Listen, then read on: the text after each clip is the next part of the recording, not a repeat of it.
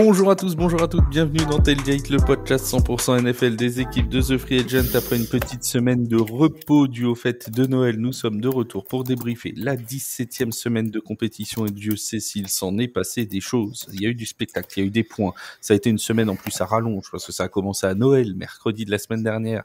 Ça s'est fini et ça se finira même cette nuit avec le match entre les 49ers et les Lions de Détroit. Bref. C'est une semaine vraiment à rallonge. Alors je tiens déjà à m'excuser d'une petite chose, c'est que je vais rien vous cacher, j'ai été un petit peu malade, donc je risque de tousser un petit peu à certains moments du podcast. Je vais essayer de couper le micro quand ça arrive, mais si ma voix déraille de temps en temps, ne vous inquiétez pas, tout va bien, personne ne va mourir dans ce podcast. Enfin, sauf peut-être Yaya qui a failli nous faire un AVC hier à cause d'une victoire des Giants. Il n'est pas habitué, le pauvre. Salut mon Yaya, comment ça va ? Écoute, ça va Flav. Écoute, très heureux de vous retrouver. Jolie équipe avec des backups ce soir. Donc voilà. Enfin, surtout un, mais ravi d'être là. Et oui, les Giants qui gagnent. Bon, fallait bien que ça arrive un jour. Hein. Ce qui est bien, c'est que tous les lundis, enfin tous les mardis, Yaya nous disait à chaque fois qu'on le présentait, il disait je suis content, ils ont pas gagné, voilà, mais on le fait exprès de pas gagner, même quand ils font exprès de perdre, ils gagnent, comme quoi c'est à n'y rien comprendre. Effectivement, ouais, tu sais, gagner dans ta bouche. C'est tellement rare que... Oui, c'est pas faux. Tu l'as dit, une équipe de remplaçants, mais non pas de remplaçants indésirables, puisqu'ils sont pleins de talent eux aussi, mais Seb et Vince ne sont pas là aujourd'hui, on les salue bien évidemment. On a pour les remplacer celui qui vous accompagne tous les dimanches pendant la deuxième partie de la Red Zone, c'est Jean. Salut Jean, comment ça va ? Salut Flav, salut à tous, je suis très content de faire mon retour et un petit peu culotté de la part de Yaya, c'est quand même lui qui m'a fait découvrir les podcasts sur TFA, donc un petit peu dégoûté de ce traitement de faveur contre ma part, mais bon, on s'y habitue avec le temps. Tu t'es senti visé, c'est toi, tant pis pour toi. C'est toi... Yaya, tu sais, quand ça parle de backup, il s'y connaît. Et mon Bertrand qui est avec nous, salut mon Bertrand, comment ça va ? Bonsoir Yaya, bonsoir Jean, bonsoir Flav. Écoute, ça va, un petit retour dans les podcasts. Faudra juste dire au Muppet Show en bas à gauche là de mon écran que Yaya qu'il faut arrêter de faire des bruits bizarres au début du podcast. Mais sinon ça va, content de le revoir, content de voir qu'il a eu un beau t-shirt pour Noël, un beau t-shirt des Giants et donc on va fêter ça tous ensemble. C'est cool. Sweatshirt offert par ma fille. Alors, on espère d'ailleurs que vous avez tous été gâtés pendant les fêtes de Noël, que votre franchise vous a offert aussi le plus beau des cadeaux. Ça a été le cas pour toi, Jean. On va commencer par les Chiefs de Kansas City. Il paraît que les arbitres ont donné des cadeaux. Alors, on va mettre une chose au point tout de suite. Si vous voulez parler des arbitres et des Chiefs, vous envoyez un mail à yannick@thefreeagent.fr et puis il vous répondra et vous pourrez en discuter. Mais nous défaussons complètement de toute cette cabale anti-Chiefs arbitrale, puisque nous le rappelons, hein, mon cher Jean, TFA était le seul média à faire un article pour débunker le fait que les Chiefs se sont favorisés par les arbitres cette saison. Voilà. Donc, nous en sommes fiers. Non, les Chiefs, à l'appui des chiffres, ne sont pas favorisés par les arbitres. Et oui, il y a des erreurs d'arbitrage dans leurs matchs comme dans d'autres, mais ça, Yaya ne peut pas le savoir puisqu'il ne regarde pas les matchs. Oh, alors, je ne vais pas regarder les Chiefs. Justement, on va en parler des Chiefs. À Noël, une victoire 29-10 face aux Steelers de Pittsburgh.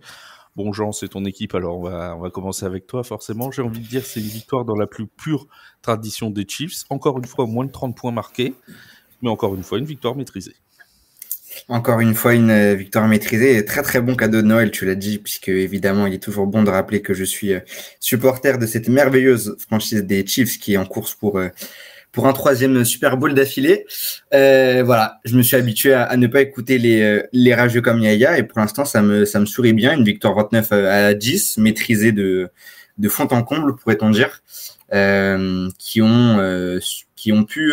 moi, je pensais qu'ils allaient peut-être un petit peu baisser le pied sur ce match-là, peut-être pas le laisser filer, mais je pensais voir Carson Wentz. Et puis finalement, non, c'est bien Patrick Mahomes qui était sur le terrain, bien aidé par son escouade de running back et par Travis Kelce aussi qui allait de son touchdown. Donc franchement, très très content de ce résultat. On a eu Yaya une équipe des Chiefs qui a sécurisé le first seed de l'AFC à l'occasion de cette rencontre-là. J'ai envie de dire, l'essentiel a été fait. Exactement. Toute la saison a été qu'un cas. Et là, vraiment, il monte en puissance. On parlait des erreurs d'arbitrage. C'est exclusivement pour embêter mon cher Jean, hein, bien entendu. Après, c'est une équipe qui, ça y est, elle est en mode rouleau compresseur. Et comme on le pensait, ça, en début de saison, ça a été poussif. Et là, vraiment, ça y est, c'est parti. 29 points face aux Steelers, qui ne sont pas une défense de peintre, pour reprendre ta métaphore. Donc, du coup, écoute, c'est parti. Et puis, c'est en route pour les playoffs. Là, dès tout de suite, ça va être vraiment coton d'aller chercher Kansas City, surtout qu'il y a toujours le contexte météo qui se passe du côté du Missouri. Donc, j'ai envie de dire, ils ont fait l'essentiel. La saison régulière est terminée pour eux. Il restera un match. Ils joueront à la maison. Ils ont le first seed. Ils se reposent. Écoute, j'ai envie de dire, tout va bien, Madame la Marquise, du côté de Kansas City. Et ce qui est terrible, c'est que quand ils veulent accélérer, ils accélèrent. Et c'est ça qui est extrêmement inquiétant pour les autres. Ouais, exactement. Inquiétant pour les autres. Quelques statistiques sur le match. Patrick Mahomes à 29 sur 38, 320 yards, 3 touchdowns, aucune interception, un rating de 127.1. Ils ont quasiment pas eu besoin du jeu de course pour les Chiefs sur la rencontre. C'est seulement 69 yards à la course contre 320 dans les airs. Bertrand, on est rentré dans une vraie dynamique de Chiefs made in playoff. Ouais, là tu m'as coupé l'herbe sur le pied sur les stats. J'allais justement te faire exactement, t'as dit ce que j'allais dire. Donc c'est merveilleux. Franchement, on est une équipe de j'ai fous, pris la place de Seb. D'habitude c'est Seb qui. Voilà, c'est pour ça. Oui, et puis alors à l'inverse, effectivement, on a une équipe, comme tu dis, de playoff préparée. Alors moi, je trouve que c'est encore une copie conforme des saisons précédentes des Chiefs. Là, ils ont fait plus parler du fait des polémiques inutiles qu'il y a eu à propos des arbitrages, etc. Je dirais même, je te fais une aparté, que c'est pas en soi une question d'arbitrage. Pour moi, c'est plus qu'effectivement, comme il est passé sur Twitter, c'est un peu béni des dieux, c'est-à-dire ils ont tous les éléments qui vont dans leur bon sens. Alors, c'est la chatte à Andy, justement, c'est la vague du champion. Dit Nathieu. Que l'on salue. Voilà, c'est. Est-ce qu'au final, c'est justement la chatte du champion, quoi. Je crée ma propre réussite parce que je suis très fort, je suis très bon. Et comme tu l'as dit, il n'a pas fallu grand-chose au niveau des stats, hein, de ce qu'on peut voir, que ce soit la course, comme tu l'as dit, c'était vraiment minime. Mais après, à la passe, on est passé à 320 yards pour 162 du côté de Pittsburgh. Et puis, surtout, on a vu une équipe très équilibrée, que ce soit, on va dire, dans le jeu, même si il y a des disparités au niveau de ce que ont pu faire les running backs et les joueurs dans les airs, force est de constater que une nouvelle fois, ils ont été énervants par leur métronomie de jeu, par leurs habitudes et par, au final, ce qu'Andy Reid sait mettre en place à chaque fois. Et comme l'a dit très bien Yaya, ils sont arrivés sur le point on va dire, de convergence où ils arrivent en play-off et le meilleur est à venir, on va dire, et ils n'ont pas encore sorti toutes les petites cartes qu'ils ont à jouer. Voilà, ils auront un match là pour du beurre où ils vont faire jouer Carson Wentz, sûrement, et faire reposer des joueurs. Alors ça se pose la question, est-ce qu'il faut faire reposer parce qu'il y a le first seed, il y a encore une semaine de repos. Enfin bon, est-ce que ça ne va pas faire baisser leur rythme?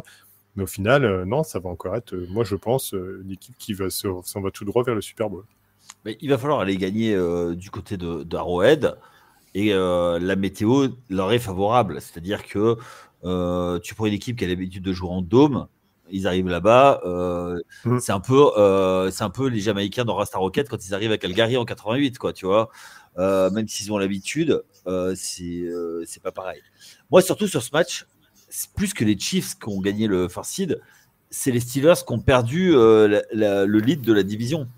Donc, même si il reste un match et on sait que c'est les matchs de division,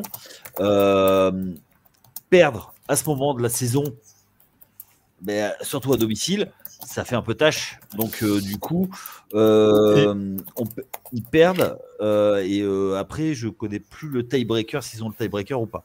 Donc Et ce que je voulais dire en plus là-dessus, tiens, tant que tu en parles, c'est que les Steelers, ils avaient donné une impression justement de très solide face à à tout le monde qu'ils pouvaient rencontrer. Et là, ils ont donné une impression qu'ils étaient beaucoup moins solides, qu'ils étaient dépassés par les événements face aux Chiefs. Et donc, au final, c'est ça qui fait encore plus peur vis-à-vis de cette équipe des Chiefs. Ça veut dire que même les meilleures défenses ne savent plus tenir les éléments. Donc, ouais, ça risque d'être quelque chose. Hein. Si plus le temps passe, et plus on arrive en play-off, et plus cette équipe monte. C'est Jean qui doit être le plus heureux du monde. Oui, alors Jean, justement, j'ai une question pour toi, Jean. Qu'est-ce qu'on fait la semaine prochaine? Parce qu'il y a un match contre les Broncos. Alors, on a déjà Yann Rapoport hier qui disait dans l'émission d'avant-match de NFL Network que visiblement la décision serait prise de faire reposer beaucoup de starters, notamment Patrick Mahomes, Travis Kelce et Chris Jones.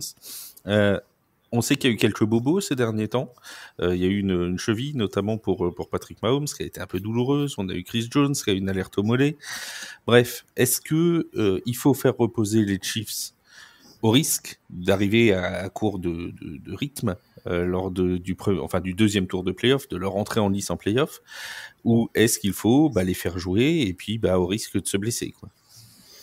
Déjà, Chris Jones, il était pas sur le terrain face aux Steelers, donc c'est un premier élément. L'autre élément qui est important de garder en mémoire, c'est que la cheville de Patrick Mahomes est un petit peu fragilisée suite à un contact il y a quelques semaines. Donc, il va falloir les gérer, pas les mettre au repos à 100% à mon avis, mais un petit peu comme ce qui peut être fait en pré-saison, c'est-à-dire les faire jouer qu'une période sur deux.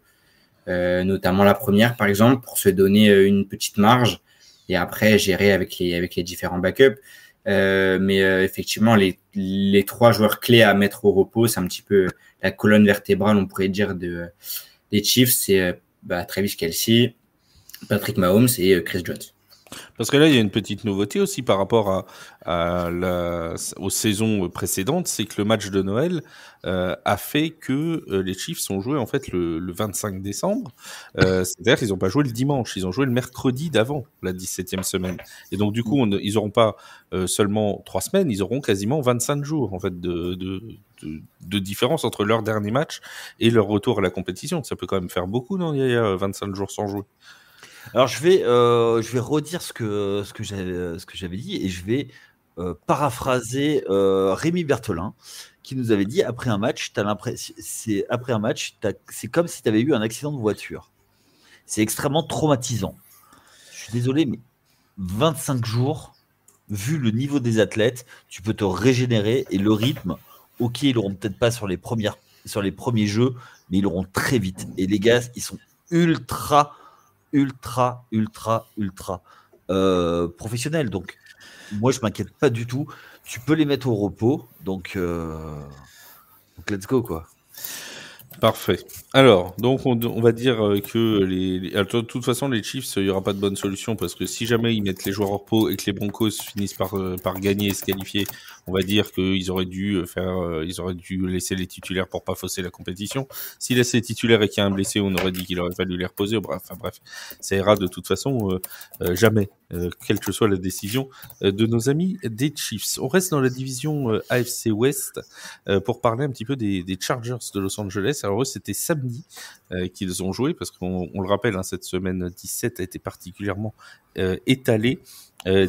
Donc une victoire des Chargers sur les Patriots de notre ami Wake, qu'on salue, bien évidemment. Ah oui, l'équipe qui devait gagner l'AFC Est. Ah ouais. Tout à fait, celle-là même. Et de Kevin Mumba aussi, qu'on salue aussi.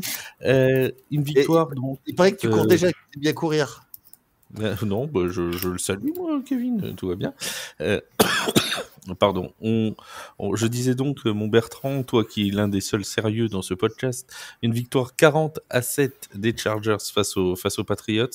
Une belle journée au boulot pour Justin Herbert. Oui, et belle journée au boulot qui change par rapport aux années précédentes. Est-ce qu'ils ont pu vivre sous l'ancien régime avant Jim Harbaugh. Pour le coup, Jim Harbaugh, il est revenu, et ça qui m'impressionne le plus, c'est que il a fallu 17 matchs ou 16 matchs pour au final ressortir le meilleur de tous les joueurs qu'il avait à sa disposition. Donc, il a ressuscité Justin Herbert. Alors, il y a eu des hauts, il y a eu des bas. Hein. Tout n'a pas été parfait, hein, qu'on se met d'accord. Mais pour le coup, on est quand même à 10-6 en play-off. Et au final, Justin Herbert, c'est 26 sur 38, 281 yards et 3 touchdowns, 0 interception. Donc, oui, pour le coup, on est sur une équipe qui est bien équilibrée en attaque, puisqu'en plus, c'est 147 yards à la course au total pour l'ensemble et 280 yards pour les receveurs. Là, c'est vraiment l'équilibre total. Et il a réussi, par intermédiaire de son coordinateur défensif, à bien faire en sorte que tout le monde soit impliqué. Tous les joueurs, ils ont pas tous changé dans cette équipe-là par rapport aux années précédentes. Et c'est le jour et la nuit au niveau de la défense. Et donc, voilà, c'est la patte Jim Harbaugh a fait que tout le monde remonte en niveau et a amené cette équipe en play-off avec en plus une victoire probante. Alors bien sûr, c'était face à l'équipe de Hawaii qui devait être normalement championne de division Ouest, mais que veux-tu, hein, il y a eu des petits loupés à un moment donné. Toujours prévu, petits loupés, on en a deux. Voilà, des petits loupés, malheureusement, ça fait 40-7 au final. Il te dira que c'était une mauvaise journée, que Demario Douglas avait mangé un os de travers. Voilà. Dire que c'était serré. Ça s'est pas joué à grand-chose. Ça s'est joué à peu de choses. Ouais. Ça s'est pas joué à grand-chose. C'est vrai, Jean, qu'on a eu quand même toi qui suis les Chargers comme rival de division, on a eu quand même une transformation des Chargers cette saison. L'an dernier, on avait une équipe qui était bonne offensivement, mais à la ramasse en défense. Et cette année, on a l'impression que tout va dans le bon sens. Encore une fois, c'est peut-être, et même sans doute, dû au génie de Jim Harbaugh. Moi, je me souviens surtout que durant la off-season, il y avait eu une série de podcasts avec un espèce de petit bilan avant la saison, des petites prédictions, et on voyait pas du tout les Chargers à ce niveau-là. On les voyait un petit peu. Les Chargers ne les voyaient pas. Hein. Et oui, et exactement. C'était un petit peu à l'image des Bills. On pensait que ça serait une saison un petit peu de reconstruction, avec un nouveau coach, avec pas mal de joueurs cadres qui étaient partis. Et puis finalement, très très bonne surprise, ça fit très très bien du côté de Los Angeles, des deux côtés du terrain, et franchement, ça peut que nous offrir du beau spectacle pour les playoffs. Et puis d'un point de vue aussi un petit peu plus rivaux de division, voir les Broncos dont on parlera tout à l'heure et voir les Chargers à des niveaux comme ils sont cette saison, ça permet aussi aux Chiefs de devoir s'améliorer, et ça peut que améliorer les différentes rivalités. Ça donne encore plus de saveur au 9e titre consécutif de division des Chiefs, du coup. Mon cher Yaya, les Chargers, Jim Harbaugh, il nous avait déjà fait le coup avec San Francisco, de prendre une équipe qui avait mal marché la saison d'avant et de la ramener sur le devant de la scène. Rebelote avec les Chargers. Vous êtes un petit peu péremptoire, je trouve. Péremptoire. Nous sommes péremptoires, d'accord. Oui, tout à fait. Oui. Oui, non, mais si tu termines l'année 2024 avec des mots pareils, je veux dire, et pense aux gens qui nous écoutent alors qu'ils sont en plein réveillon. Et on les salue d'ailleurs. Si vous écoutez ce repas parce que vous vous ennuyez entre le foie gras et les huîtres, voilà, sachez que n'allez pas chercher un dictionnaire. Yaya va nous expliquer tout de suite ce que veut dire péremptoire. Oui, alors je continue. Ce que je veux dire par là, c'est surtout. Ah oui, qu'est-ce que tu veux dire? C'est ça la question. C'est que l'arrivée d'un nouveau coach rebat les cartes et amène 2-3 nouveautés.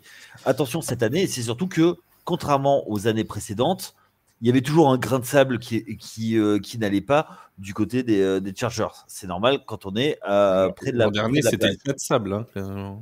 Oui, mais tu sais très bien comment ça se passe. La saison s'en mange mal et c'est parti. Et la première saison de Justin Herbert, je suis désolé, elle est très correcte. Ils font à peu près la même saison. Donc aujourd'hui, on crie au génie juste parce qu'ils sont à leur niveau.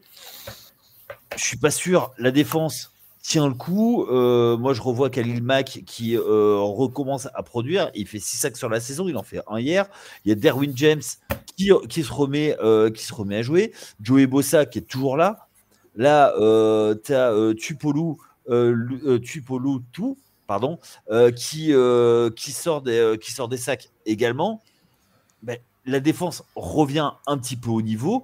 Et tout de suite, le bilan s'en trouve rehaussé. J'ai du mal à me dire que les Chargers sont devenus une équipe au-delà d'une équipe qui joue le wild card. Ils vont peut-être passer un tour, mais au-delà, je ne suis vraiment pas sûr. On se souvient qu'ils sont quand même fait poutrer il y a 2 ans, 3 ans par Jacksonville après avoir mené 24 ou 25-0 et ils ont perdu le match en étant cloués à 0 points dans la deuxième mi-temps. Ça demande encore confirmation, c'est quand même très fragile. Un nouveau coach, effectivement, ça peut amener des idées différentes, surtout qu'ils ont développé le jeu au sol. Mais à part ça, aujourd'hui, pour moi, c'est tout quand même. Oui, Bertrand. Moi, je suis pas du tout d'accord avec Yaya. Vas-y, rentre-lui dedans. Rentre-lui dedans de manière péremptoire. Non, mais parce que là, il parle justement de ce qui s'est passé au niveau des playoffs il y a 2 ou 3 ans, mais on est plus Attends, Bertrand, je coupe 2 secondes ce podcast parce que là, il y a eu un geste malheureux qui vient d'être fait. Voilà, nous ne sommes pas en vidéo, mais nous voyons au moment d'enregistrer. Il y a une faute personnelle. 15 yards, il y a même limite 20 yards de pénalité. Ça vaut l'exclusion du podcast. C'est la dernière fois qu'on fait il y a eu un offside ou... Ah non, là, il y a eu qu'est-ce qui s'est passé? Personal foul. Ouais, faute personnelle pour Yaya, là. Oui, c'est clair. Vas-y, mon Bertrand.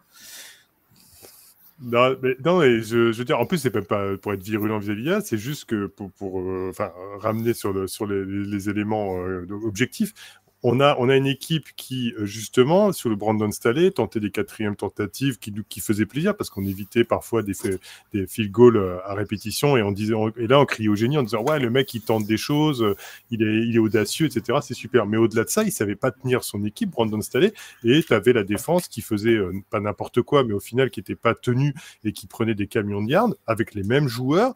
Et on avait, au final, une équipe qui était très mal organisée en attaque avec un Justin Herbert qui était perdu sur le terrain. Effectivement, moi je peux dire, et là ça se voit, alors, évidemment on se dit pas qu'ils vont aller au Super Bowl, hein, attention, tout est relatif, mais en tout cas sur les 17 matchs que l'on voit, Jimmy Harbaugh, il a ramené une stabilité, un équilibre, et oui, il a ramené un équilibre en disant je mise sur les lignes, il a été chercher Joe Alt à la draft, le meilleur garde qu'il y avait à disposition, juste avant le choix des Giants d'ailleurs, en 5e choix. Il a ramené également ses 2 connexions de John Harbaugh Ravens. Il a ramené 2 joueurs des Ravens à la course avec Gus Edwards et J.K. Dobbins. C'était un pari d'ailleurs, J.K. Dobbins qui est sensible à l'infirmerie. Et au final, il a misé donc le jeu de course, les lignes et un front seven en ramenant les choses sérieusement.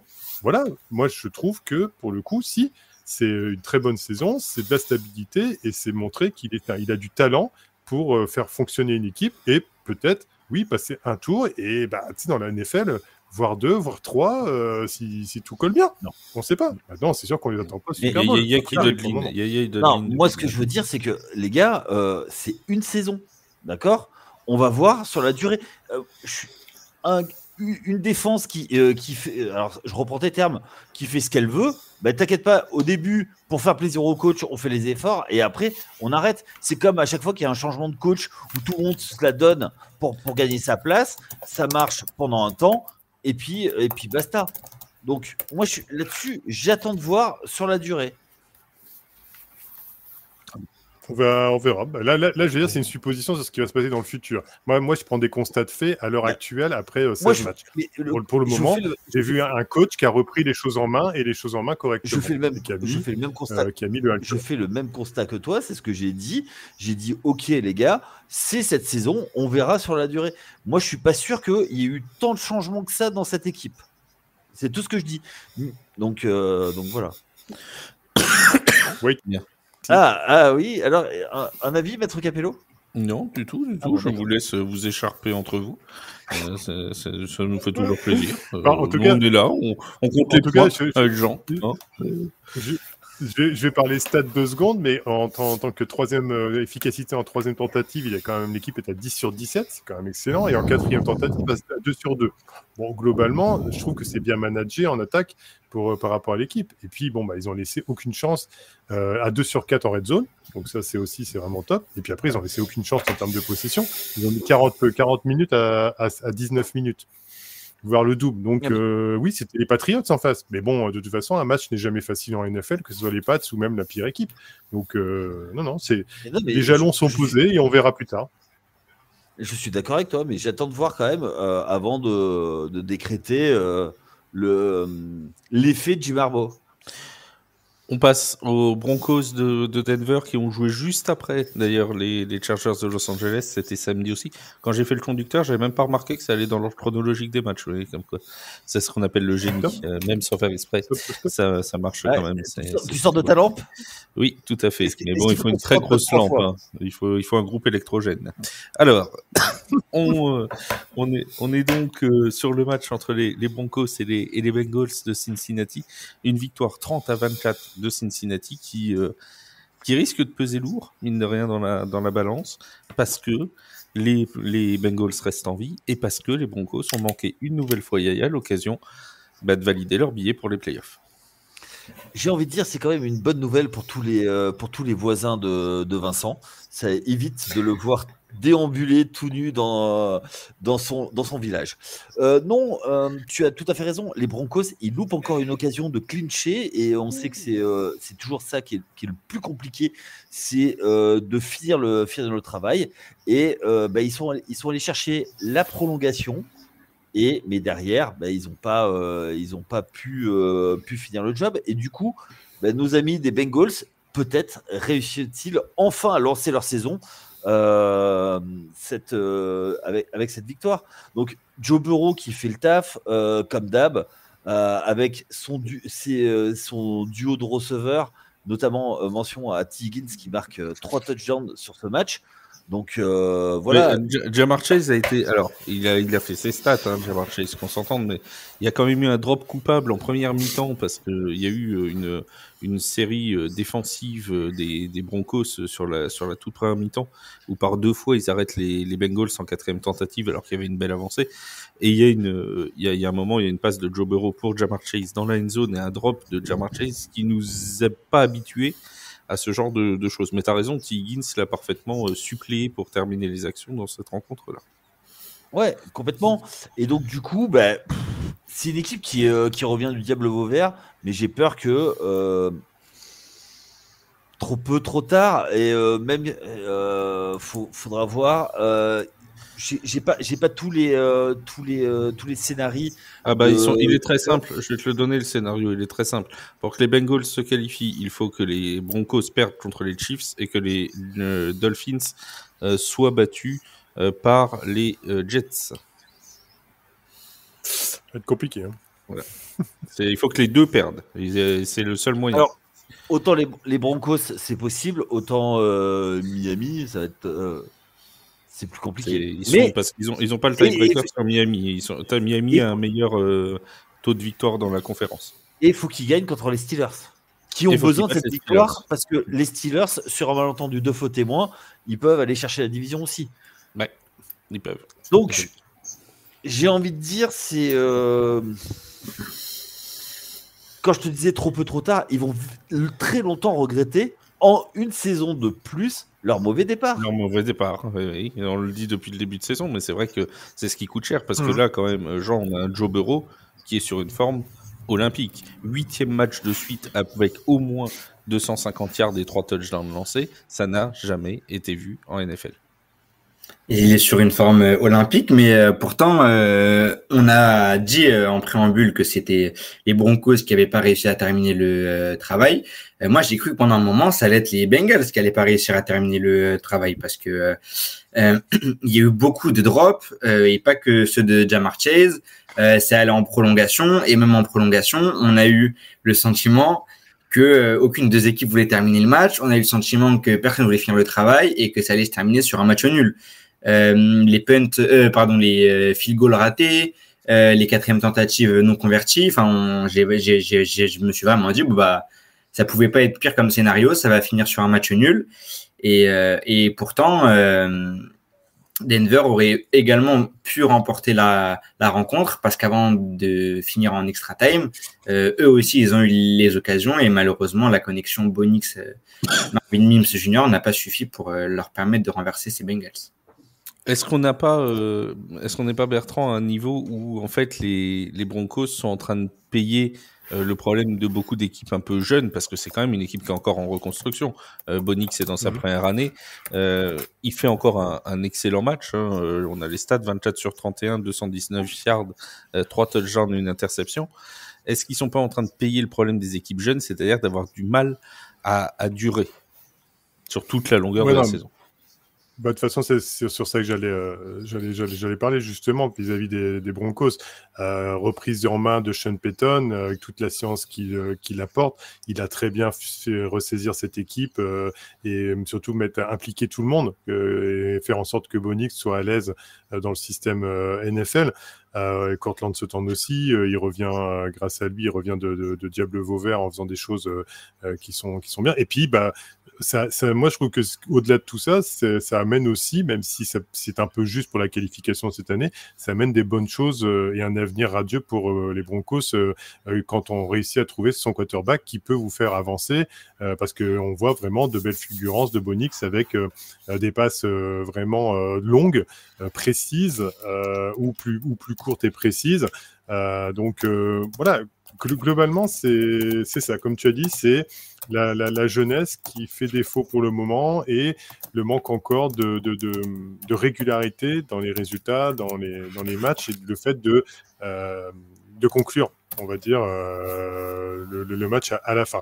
Par contre, juste une aparté, c'était pour moi, moi qui l'ai vu en rapide, en 40 minutes, ça a été vraiment un des matchs très très plaisant, avec une grosse ambiance à Cincinnati pour le coup, et qui était très plaisant à voir au niveau du jeu, un peu à l'instar d'un match des Lions, des Vikings ou autres. Donc oui, les Bengals, comme tu disais, se réveillent un peu trop tard malheureusement, mais eux, ils sont s'ils se qualifient, il va falloir beaucoup de paramètres pour y arriver, mais s'ils se qualifient globalement, c'est eux qui vont surfer sur une bonne hype, on va dire, ou en tout cas les meilleurs auspices, quoi.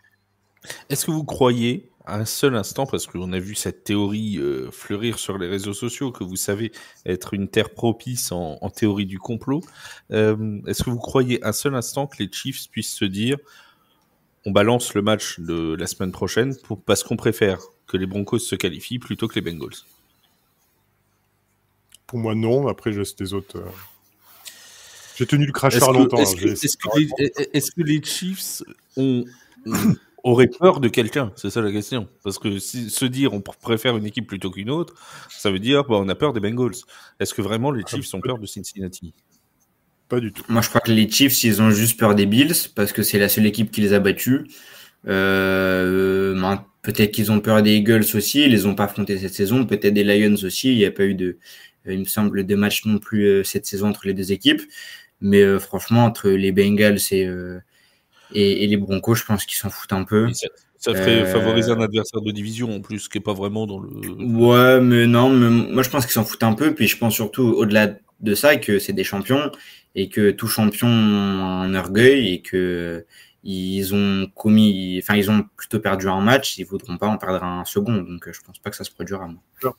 Peur, c'est pas le mot. Ils ont peur de personne. C'est pas peur, c'est juste se dire ah oui, ce sera peut-être plus dur, mais globalement, ils ont perdu contre les Bills, mais à chaque fois ils perdaient qu'ils les ont rencontrés a priori. Vous m'arrêtez si je me trompe dans les stats, mais ils ont perdu contre les Bills une fois dans la saison. Mais à chaque fois qu'on arrive en playoff, ils passent à la trappe les Bills. Alors je dis pas que c'est ce qui va arriver, mais je parle historiquement, ça se passait comme ça. Donc voilà. Moi peur, non, c'est pas une équipe qui a peur. Elle sait très bien où elle va, en tout cas. Surtout que est-ce que c'est vraiment les Bills l'adversaire numéro 1 des Chiefs en AFC? Ouais. C'est les Bills ou les Ravens, mais les Ravens ont été battus par les Chiefs déjà cette saison. En tout début de saison. Oui, bien sûr. Oui, ça a bien changé. Ça a beaucoup changé depuis. Voilà. Oui, bien sûr. Moi, je te dirais que les Ravens, pour moi, pour le coup, je trouve qu'ils ont pris plus de maturité, que Lamar Jackson prend encore plus de maturité et aborde les choses mieux sur le jeu de passe. Alors, il est aussi fort à la course qu'à la passe maintenant, pratiquement. On pourra toujours mettre en avant qu'il manque de talent, entre guillemets, attention, tout est relatif, chez les receveurs des Ravens, mais globalement, moi, je trouve qu'ils devraient plus avoir peur, les Chiefs des Ravens cette année, que des Bills. Et puis, ce qu'on parle de défaite, les Chiefs ont aussi battu les Bengals cette saison déjà. C'était en tout début de saison, si je ne dis pas de bêtises. Oui. Week 2, une victoire 26-25 des Chiefs face aux Bengals. Alors, le score, je me suis lancé, mais je suis pas convaincu. Hein. Donc, si je dis une ânerie, vous n'hésitez pas à la corriger. Oh, Mais ce je serait crois pas la que c'est première. Ce serait pas la première, mais je crois que c'est 26-25. Je me rappelle de la fameuse passe interférence et du field goal vainqueur d'Harrison Butker. Mais Je dis bravo. c'est ça, Bravo. 26-25. Bravo. Oui, tout à fait. Et ben voilà. Et moi, Et le match précédent, qui a été le match de la saison 1, les Ravens 20, C'est les Ravens. 27.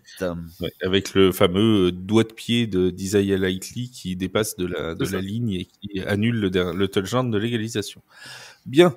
Ça, c'est pour les Broncos. Juste un dernier mot sur les Bengals.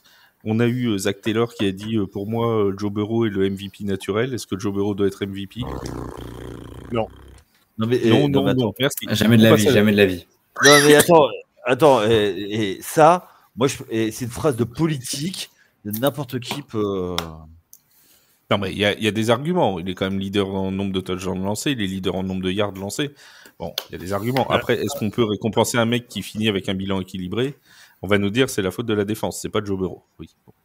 Oui, mais un MVP, c'est sûr, malheureusement, c'est aussi, il fait partie, son équipe fait partie aussi de ses résultats, et qu'au final, c'est sur toute la saison, c'est sur toute une longueur de saison de 17 matchs. Et puis, un MVP, même avec une défense en bois, doit savoir marquer un point de plus que l'adversaire. Voilà, c'est comme ça. Même s'il faut en mettre 40, c'est comme ça. On fera le bilan plus tard des Bengals, mais ça sent pas mauvais, ça sent très mauvais pour la carrière de Joe Burrow. Hein. Je ne sais pas si vous avez vu cette petite. Attends, pourquoi je voudrais rebondir? Je voudrais rebondir sur ce que dit Yaya. Pourquoi? Vas-y, ça sent très mauvais pour. Mais non, mais parce que c'est une franchise complètement dysfonctionnelle qui sert à rien, qui va faire peut-être, qui va. On salue les fans des des Bengals qui nous écoutent. Ouais, salut Arthur. Mais non, mais les gars, il y a trop de carences. Et alors, ils sont en train de gâcher un talent générationnel. On rappelle que c'est un fan des Giants qui vous parle de franchise dysfonctionnelle. Attends, tu vas comparer les Giants et la famille Mara avec des mecs de l'Ohio? Je compare rien. Je situe juste auprès des fans des Bengals que je rappelle que la personne qui vous parle sait de quoi il parle. C'est tout. C'est tout ce que j'ai dit. Hein. J'ai rien dit d'autre. Moi, je te trouve dur, mais bon, après. Alors, t'es bien le premier qui le trouve dur. C'est une franchise qui a été Oui, ok, mon grand nougat. C'est trois Super Bowl, 3 défaites. C'est une franchise qui est dans la médiocrité depuis très longtemps, qui a fait un run pour aller au Super Bowl, qui s'est fait éclater, qu'on aurait dû le gagner. Et moi, je suis désolé, mais ils font rien. C'est une équipe qui n'a pas su surfer sur Joe Burrow quand il avait son contrat rookie. Maintenant, ils sont bloqués par les gros contrats. Ils feront plus rien. J'en reviens sur l'histoire des gros contrats. Il y a T. Higgins qui est en fin de contrat et il y a quelqu'un sur Instagram qui a marqué sous le profil de. Alors c'était Sauce Gardner, je crois. Il a écrit sous son profil fais tout ce que tu peux pour dire à T. Higgins de venir chez les Jets. Et il y a Sauce Gardner qui lui a dit je ne lui infligerai jamais ça. Sympa. Il y a de l'ambiance à New York. Tu m'étonnes. Ça en dit long. C'est un joueur qui veut partir. Voilà. Oui. Sauf que lui, il va sûrement rester jusqu'en 2026. C'est ainsi. Oui, puisqu'il est en contrat rookie déjà. Et puis, ils vont sûrement exercer son option de 5e année. Les Dolphins, dernière équipe qui est encore en course pour cette wildcard du côté de l'AFC, les Dolphins qui ont gagné 20-3 contre les Browns de Cleveland. Bon, on va pas faire 50 ans sur ce match, un match qui a été... alors, ça avait quand même un peu tout d'un piège pour les Dolphins qui allaient jouer sans Tua Tagovailoa du côté de Cleveland. On le sait, c'est une défense qui sait être rugueuse. Tyler Huntley s'en est plutôt bien sorti, 22 sur 26 à la passe, 52 yards au sol, un touchdown lancé, un touchdown à la course. Bon, finalement, mon Yaya, c'était pas si mal que ça pour les Dolphins. Ils assurent l'essentiel. Oui, voilà, c'est ça. Enfin, c'est une équipe qui est complètement en roue libre. Donc, De toute façon, les Browns, oui, ils n'ont plus grand-chose à faire cette saison. ouais, Franchement, je me permets juste. Hein, franchement, j'étais sur le Red Zone toute la soirée. À un moment donné, donc il restait ces deux matchs-là. C'est la première fois que j'ai basculé sur Green Bay Vikings directement, sans me poser la moindre question. Et quand j'ai regardé à un moment donné le score, je crois que c'était à mi-temps et que je vois 6-3. Franchement, je me suis dit, mais qu'est-ce que j'ai bien fait de ne pas m'infliger Et ça. encore, il y a eu un field goal à la dernière seconde de la première mi-temps. Sinon, tu étais à 3-3. Tu vois, ça serait déjà pas mal. Non, mais, Toi, Jean, voilà. il a commenté le match. C'était comment? C'était insupportable. C'était insupportable. Franchement, il y a eu, je crois qu'il y a eu 15 flags de part et d'autre. C'était chiant à mourir. Personne n'arrivait à avoir de premières tentatives. Ça faisait que des 3 and out. Ah non, c'était trop relou. Et ceux qui nous écoutent et qui étaient malheureusement avec moi ce dimanche soir, vous en avez été témoin. On m'a même dit dans les commentaires que certains s'étaient endormis durant ce match, notamment durant le dernier quart-temps. Donc non, franchement, c'était dégueulasse à voir. Bah non, moi j'avais pas le choix. Moi j'ai dû tenir la baraque, mais franchement, j'aurais bien voulu aller dormir à ce moment-là. Non, mais plus sérieusement, c'était vraiment. Je trouve que les Dolphins s'en sortent très très bien parce que ce qu'ils ont produit, c'était vraiment presque calamiteux. Heureusement qu'il y a Tyreek Hill qui existe et que Tyler Huntley a des jambes pour courir. Chose que les Browns ont pas pu faire. Ils ont été encore plus médiocres que les Dolphins. Et vu la prestation des Dolphins, c'est assez compliqué d'être pire que ce qu'ils ont fait. Donc non, franchement, c'était assez horrible à voir et à commenter. Heureusement que de l'autre côté, il y avait les Vikings qui m'ont offert bien plus de spectacles que ces Dolphins. On va parler tout de suite. Oui. On va ce qui est dommageable, juste une aparté, ce qui est dommageable pour les Browns, c'est que franchement, la meilleure partie de la saison, c'est quand Jameis Winston balançait des saucisses. Franchement, sincèrement, au moins, ça faisait marrer tout le monde et il donnait un tant soit peu d'intérêt à cette franchise. Mais là, très sincèrement, je plains les fans des Browns parce que je sais même pas où ils vont. Ils veulent restructurer le contrat de Deshaun Watson. Ok. Alors, il est restructuré à la marge, le contrat en plus. Quand tu c'est ça, bien, en plus.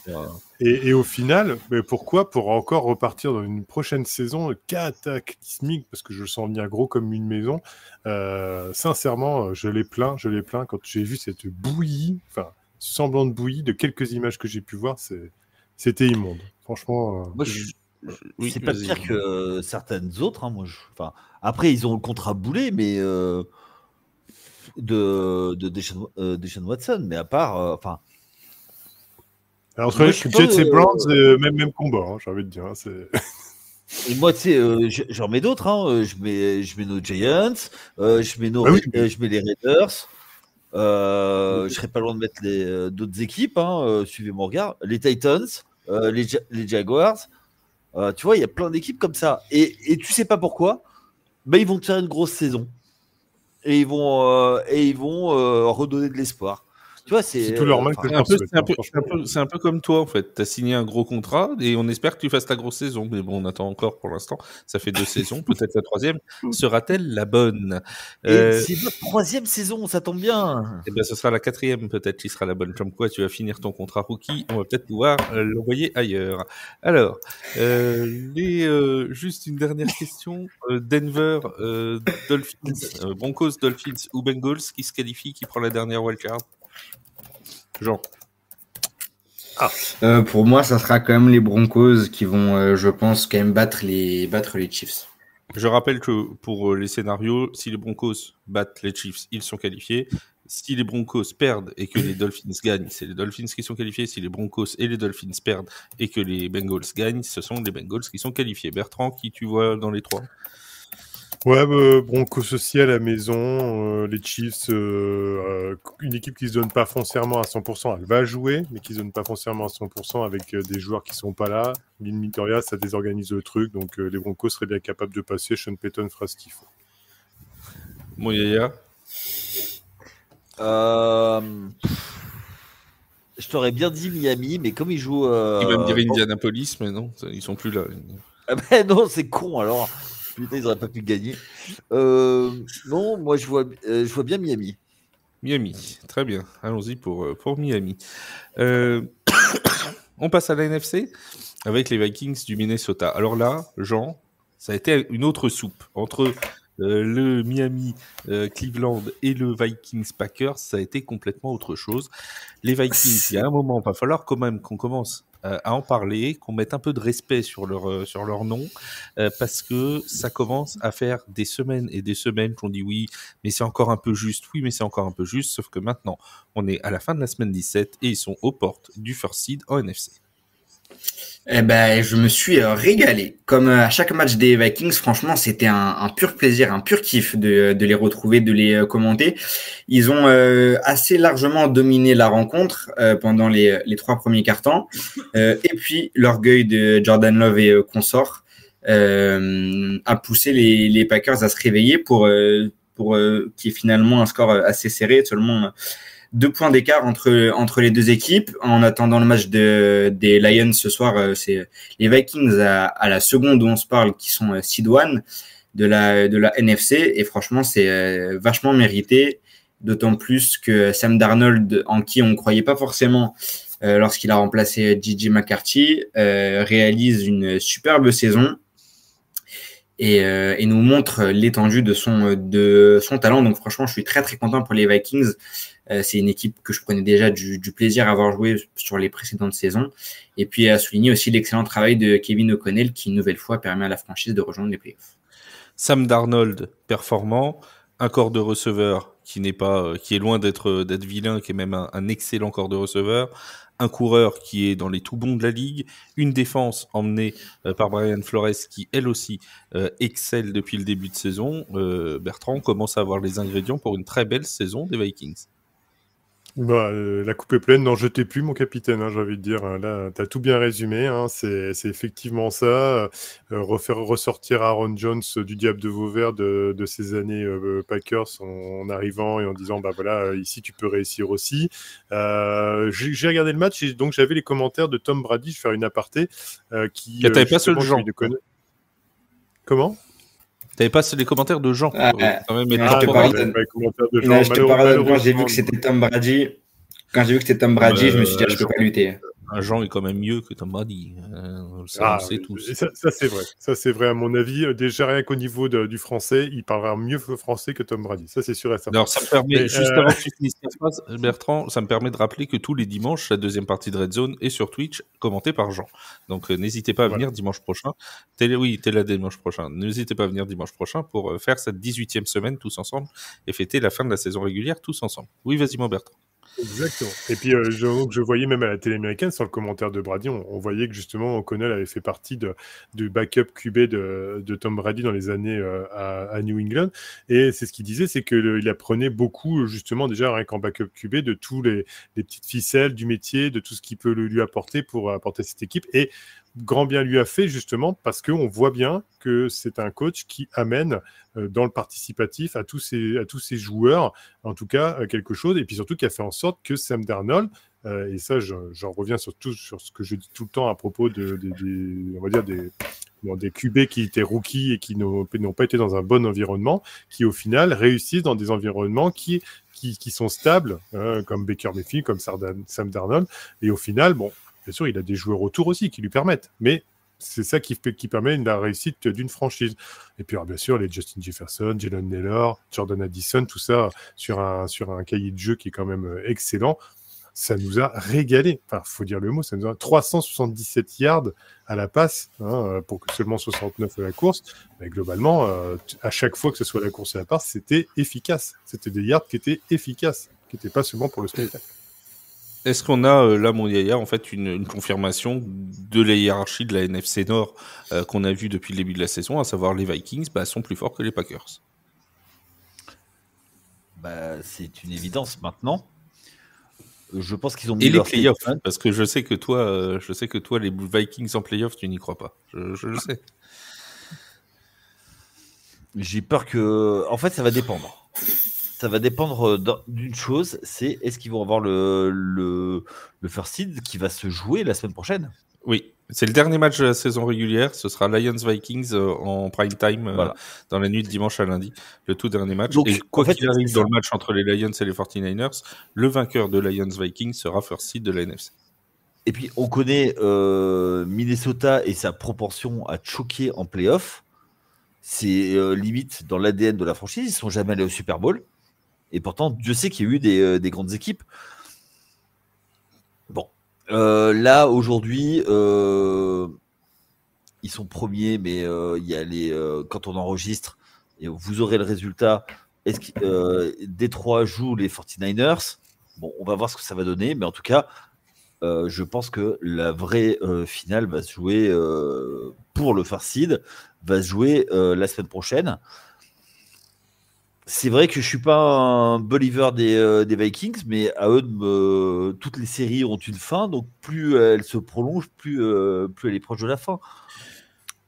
Surtout ce qui est super marrant, c'est qu'en plus, ils peuvent être premiers, et comme celui qui va finir deuxième de cette conférence peut être cinquième. C'est complètement hallucinant. Alors qu'ils ont des résultats des bilans à la fin de la saison qui sont démentiel, quoi, avec des jeux démentiels. C'est ce que j'expliquais à un follower et qui nous écoute aussi en podcast, donc on le salue, qui m'a demandé quelques explications sur les playoffs, sur les sites de playoffs. C'est vrai que c'est complètement délirant parce qu'on va se retrouver potentiellement avec une équipe qui va avoir 14 victoires, qui va se retrouver derrière les Buccaneers ou les Falcons, quoi, en tête de série. C'est la loi de la NFL, il faut gagner sa division pour être dans les 4 premières têtes de série. C'est comme ça. Mais moi j'adore, j'adore ce système et je ne voudrais pour rien au monde qu'il change. Je vous le dis tout de suite. J'ai voulu une fois en parler, je me suis fait lyncher. Donc oui, parce que tu en as mal parlé, sans doute. Non, mais c'est une habitude. Bon, en tout cas, les Vikings sont pour l'instant first seed. Peut-être que les Lions vont les avoir rejoints selon le résultat face aux 49ers, mais dans tous les cas, ne ratez surtout pas le dernier match de la saison régulière la semaine prochaine entre les Lions et les Vikings. Ça va valoir son pesant de cacahuètes, comme on dit par chez moi. En parlant de pas de cacahuètes, aucun rapport, puisqu'on va aller parler un peu des Aigles. Les Eagles de Philadelphie, chers à nos amis Yaya et Bertrand, qui s'impose assez largement face aux Cowboys. Alors, on a eu 2 mi-temps assez distinctes dans ce match. On a eu d'abord une belle performance défensive des Eagles, avec notamment CJ Gardner-Johnson qui fait 2 interceptions dans la première mi-temps. Puis, dont un pick six pour ouvrir le score. Et puis une très belle passe de Kenny Pickett aussi. Bref, vous regarderez les images si vous les avez pas vues. Et après, Kenny Pickett se blesse aux côtes. Et là, c'est le show Saquon Barkley, mon Yaya. Oui, rien de nouveau sous le soleil. Ils ont gagné la division. Ça faisait très peu de doute, hein, mais 20e année de suite que la NFCS change de propriétaire. Exactement. Et je sais que c'est une stat qui t'est chère. Tout à fait. Et j'aimerais bien que l'année prochaine ce soit encore une nouvelle. Ça donne de l'espoir. Yaya, pour nous. Pour les oui, depuis 2011, on n'en a pas gagné, hein, je te rappelle. Mais c'est pas grave, c'est pas grave. Les séries, hein, tu sais, bon, bref. En tout cas, oui, Kenny Pickett blessé. Que retenir de ce match avec des Cowboys qui sont limite arrivés en tongue? Ils marquent que 7 points. Et en face, les Eagles sans Jalen Hurts, qui est blessé, hein, protocole commotion. Bon, ils prennent pas de risque non plus pour le faire revenir trop tôt, hein, j'ai l'impression. Voilà, ouais, tout à fait. Donc eux, maintenant le first seed, il est trop loin, ils peuvent pas l'avoir. Non, de toute façon, les Eagles, ils ont leur seed bloqué, ils seront deuxième. Ils peuvent pas être pire, ils peuvent pas être mieux. C'est réglé. Ils seront deuxième. Donc voilà. Ce sera compliqué d'aller du côté de Philadelphie avec leur stade un peu particulier. Et puis, tu as raison, c'est Saquon Barkley. C'est Saquon Barkley qui tape les 2 milliards, va tenter d'avoir le record d'Eric Dickerson. Alors attention, hein, il a un match de plus pour le faire, mais c'est quand même... On en parlera mercredi, normalement, dans une émission spéciale record à battre pour la Week 18. Ouais. Donc voilà, et surtout, c'est Saquon Barkley qui prouve quel joueur il est avec une ligne qui l'aide. Donc Donc voilà, on va voir ce que ça va. Pour moi, c'est le seul intérêt du dernier match, c'est est-ce qu'il va obtenir le record. Sachant que l'ironie du calendrier, c'est qu'on est entre les Giants. En plus. Oui. Non, mais c'est vrai, c'est quand même super ironique. On voit que tu veux en venir. Ben non, mais il va peut-être battre le record, un record qui tient quand même depuis un petit moment, parce qu'on rappelle qu'Eric Dickerson, c'est la saison 1984. Donc ça fait quand même 40 ans que ça tient, ce record. Il va peut-être le battre contre la franchise qu'il a drafté. Comment dirons-nous? Drafté. Il l'a laissé partir à l'intersaison. On pourrait en reparler pendant des heures et des heures de cette décision. On sera jamais d'accord, mais écoute, grand bien lui fasse, qui gagne on sera plutôt d'accord. Si, pour le coup, on est plutôt d'accord sur le sujet sur Saquon Barkley. Généralement, on est plutôt d'accord sur ce. C'est rare, mais sur celui-là, c'est à peu près. Comme quoi, il a bien fait pour lui, pour sa carrière, de partir. Si, on est d'accord. Oui, mais dans tous les cas, je pense que projeter de dire Saquon Barkley, si les Giants l'avaient gardé, Saquon Barkley aurait fait 2 milliards, c'est une ineptie. Donc on est d'accord là-dessus. Ah, il n'aurait jamais fait ça. Et je vais te dire, à la deuxième journée, il avait le genou dans la boîte à gants. Donc, non, mais pas pour courir. Voilà, donc tu vois, pour sa santé, tout ça, c'est mieux qu'il soit là-bas. Pour lui, je parle pas. Peut-être. Et n'oublie pas la fac où il était à la fac. Donc c'est aussi une des raisons pour lesquelles il a été à Philadelphie. Mon cher Bertrand, cette victoire des Eagles, bon, comme l'a dit Yaya, les Cowboys avaient visiblement pas grande intention d'opposer grande résistance. Bon, ils ont fait le taf et puis ils sont champions de division. Oui, ils ont fait le taf. En plus, sans avoir Jalen Hurts et avec Kenny Pickett qui se blesse à un moment donné, on voit que l'équipe est suffisamment talentueuse pour pouvoir avoir marqué les points qui sont nécessaires. On était sur vraiment un match conservateur, on va dire le mot comme ça. Que ce soit l'une ou l'autre, il y avait, par exemple, pour les Cowboys, c'est 141 yards à la passe et 127 à la course. Et pour les Eagles, 197 à la passe et 179 à la course. Donc, quand je dis vraiment conservatrice, c'est qu'on jouait des deux côtés du terrain. Globalement, alors beaucoup mieux chez les Eagles. Et puis moi, je n'ai rien. Enfin, je n'ai pas d'animosité vis-à-vis de notre ami Saquon Barkley. Aujourd'hui, je suis passé à toute autre chose et globalement, je lui souhaite qu'une chose, c'est qu'il aille le chercher, son record, parce que voilà, 31 portées, 167 yards, une moyenne de 5,4 yards par course, voilà, c'est vraiment très excellent. Alors qu'il avait été très bien maîtrisé en première période. En première période, à la mi-temps, j'ai plus la stat, mais il dépasse pas les 50 yards. Et il doit être entre 40 et 50 à la mi-temps. Et en deuxième mi-temps, ça explose complètement. Et là, il fait, chaque course, c'est quasiment 10 ou 15 yards de gagné. Voilà. Et globalement, moi, je souhaite qu'une. De toute façon, les Eagles vont tout faire pour lui donner le record. Donc, ils vont le faire porter beaucoup de ballons. Encore plus si Jalen Hurts n'est pas là. Et au final, il se blesse plus. Est-ce que c'est vraiment une histoire aussi de terrain? On n'arrête pas de le dire par rapport au terrain du MetLife. Je suis pas persuadé que ça soit pas impossible non plus. Donc voilà, il a une meilleure ligne offensive. Et puis je suis pour les joueurs qui ont du talent, qui font vibrer notre ligue. Des Jefferson, des Ja'Marr Chase, des Saquon Barkley, peu importe qu'ils soient des Eagles, du moment qu'on a vraiment du jeu spectaculaire mais efficace, parce que faire du spectaculaire pour faire du spectaculaire, ça m'intéresse pas, mais efficace au final. C'est tout, ils sont forts, 41-7, il n'y a rien à dire. Évidemment, je ne souhaite pas aux Eagles d'aller au Super Bowl et de le gagner, parce que voilà, ça reste des. Faut pas déconner non plus. Non, faut pas déconner non plus. Mais globalement, je suis désolé de dire que oui, ils sont efficaces. Je n'aime pas leur jeu de conservateur ni la manière dont ils vont. Mais ni Sirianni. Et on n'aime pas Sirianni. Et on n'aime pas Sirianni. Oui, bon, en plus, il fait tout pour qu'on l'aime non plus. Voilà, bon. Tu veux qu'on parle de son altercation avec Zach Ertz? Non, tu peux en parler si tu veux, Non, mais on mais est de déjà toute allé façon, dans le podcast. Alors bon, de toute façon, globalement, on pourrait parler de plein de choses. Hein. Sirianni s'est pris la tête avec son coordinateur défensif à propos de son joueur parce que, je ne sais plus si c'était Trevon Walker, ouais, de mémoire, le linebacker. Et voilà, il arrive à faire ça dans son équipe alors qu'il a une pépite dans les mains qui avance et qui peut les amener loin. Donc voilà, si un jour il est plus là, Sirianni, de toute façon, les Eagles tourneront quand même sans lui, puisqu'il y a 2 coordinateurs offensifs et défensifs qui font tourner l'équipe. C'est tout, c'est suffisant. Maintenant, j'aime pas leur façon de jouer qui est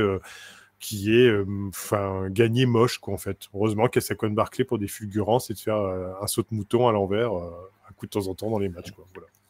Il est méchant avec les Eagles, notre Bertrand. Et alors que non, il gagne pas moche. Ils font voilà.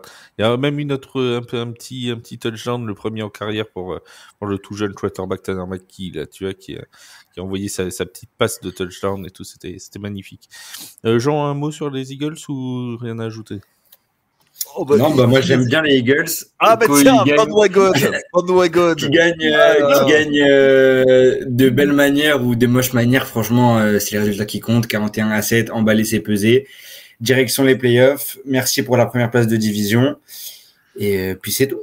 Et le deuxième seed. Aux Eagles, t'aimes surtout Bradbury, tu sais, quand il effleure Juju, non? Hop. Ah, oh, mais non. Non, mais moi, contrairement à vous, les Eagles au Super Bowl, ça me rappelle des bons souvenirs. Donc moi, ça me dérange pas s'ils y retournent. Voilà. Tout à fait. Ça, c'est des paroles sages de notre grand sage à nous. J'ai nommé Jean. Wake approuve ce message. On passe au deuxième de cette division NFC Est, les Commanders de Washington, et ça va nous permettre de faire un pont entre la NFC Est et la dernière place disponible dans les playoffs de cette NFC, puisque les Commanders s'étaient opposés aux Falcons d'Atlanta dans un match crucial pour les deux équipes, puisque les Commanders en cas de victoire pouvaient aller, valider leur place pour les playoffs. Les Falcons, s'ils s'imposaient, gardaient la tête de la NFC Sud et surtout restaient à portée de fusil des Commanders aussi pour une éventuelle wildcard avec les Buccaneers. Bref, toujours est-il que le match a été disputé, le match a été âpre. Les Falcons ont eu l'occasion de gagner, notamment avec un coup de pied à la dernière seconde de Riley Patterson. Mais finalement, Qu'est-ce qu'il y a? Si, je sais pas pourquoi il rigole. Ok, non, très bien. Il fait une crise de la quarantaine, il rigole pour rien, je crois qu'il est un peu gâteux, Yaya. Et c'est de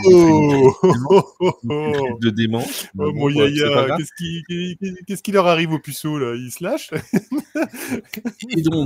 Et donc, je disais, le field goal manqué, et quelques instants plus tard, en prolongation, Jayden Daniels qui va trouver au terme d'un drive parfaitement construit Zach Ertz pour la victoire des Commanders.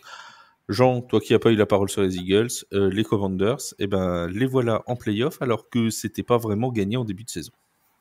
Déjà, je suis bien plus content de parler des Commanders que des Eagles.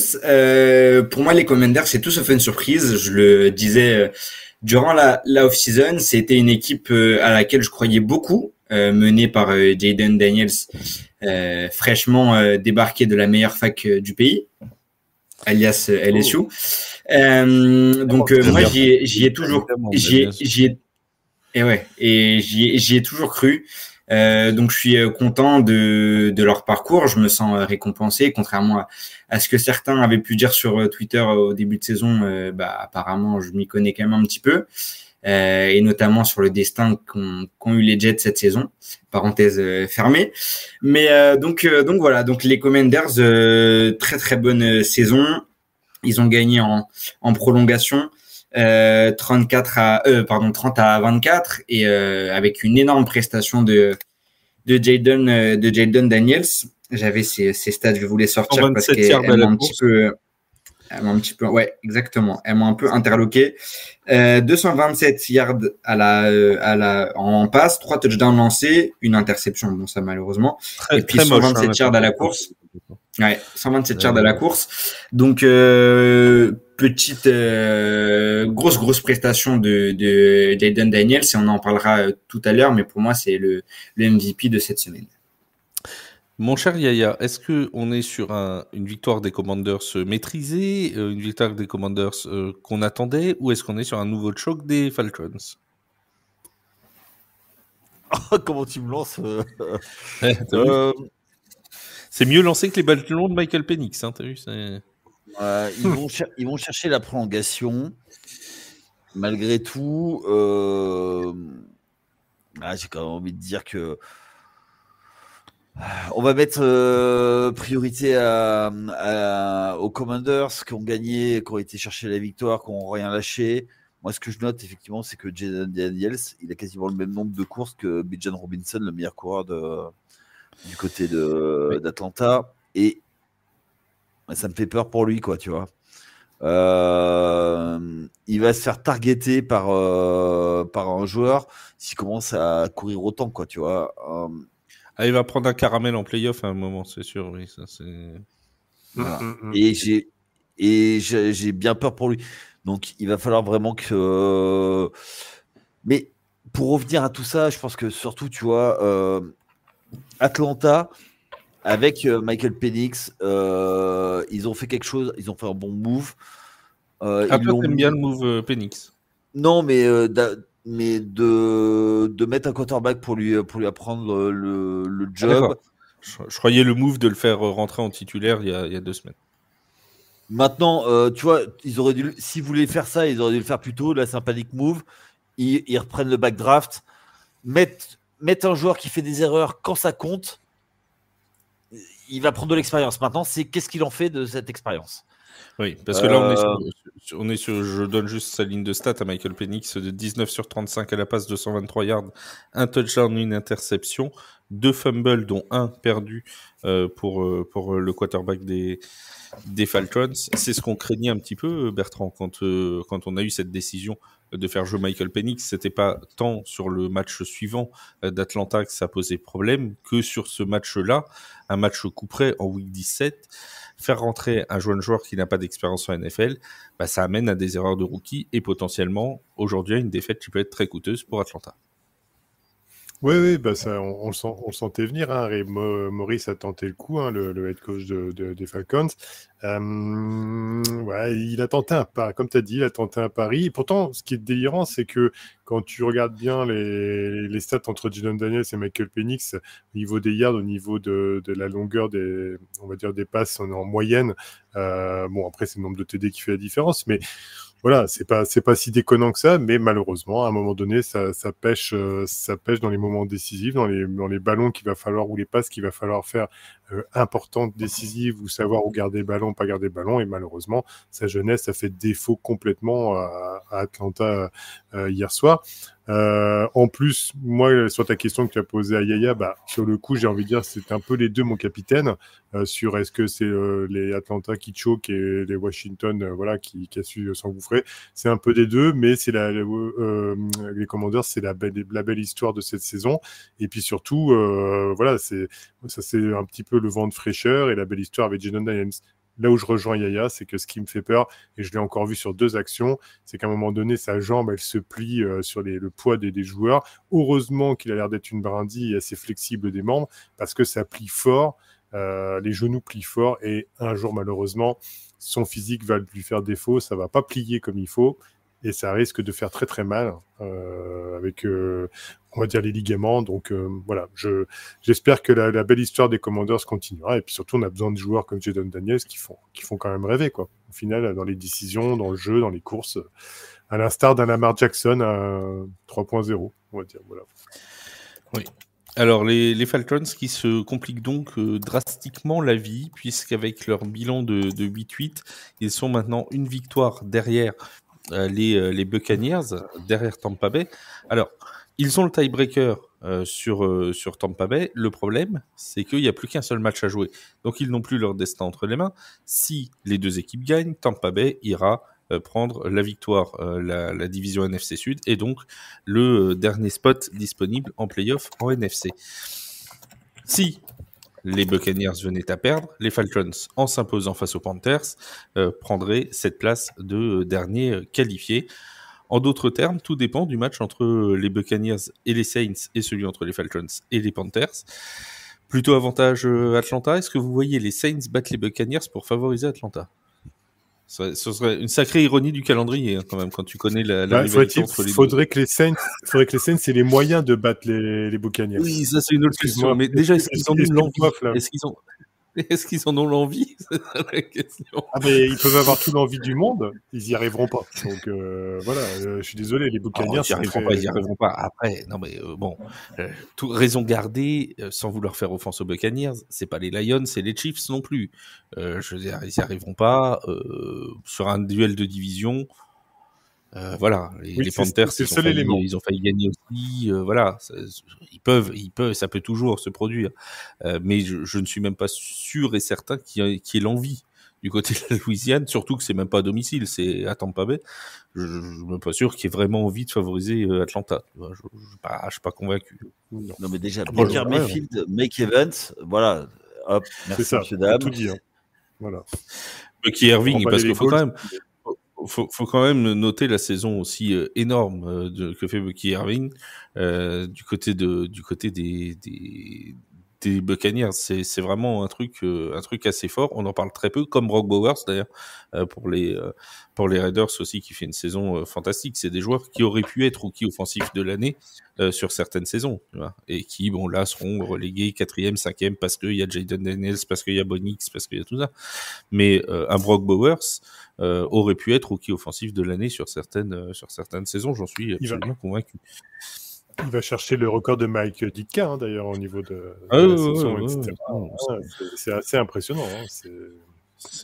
Bon alors, faisons les choses courtes, mais faisons-les bien.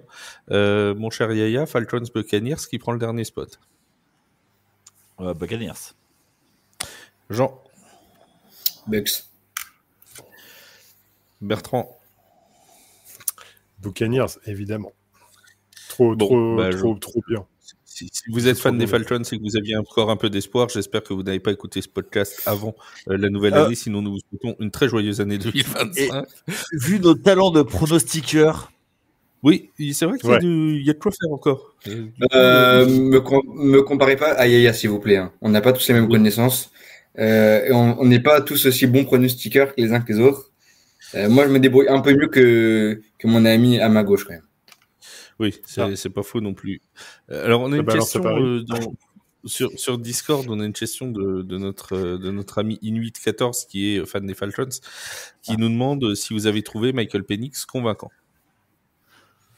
sur les 2 matchs que vous avez vus. Répondez pas tous. Hein. Moyen.